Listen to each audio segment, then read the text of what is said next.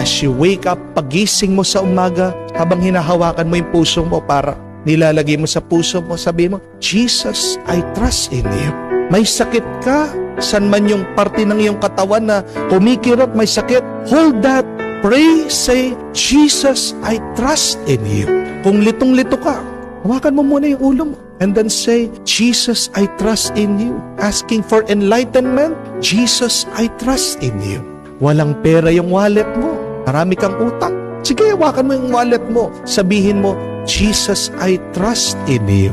At pagkatapos ng araw, wala pa rin kasagutan ang iyong problema. Say that repeatedly hanggang makatulog ka. Gawin mong pampatulog yan. Yung panalangin na yan, ulit-ulitin mo, Jesus, I trust in you. Do you trust Jesus? Let us pray and hope so that we can overcome our problems.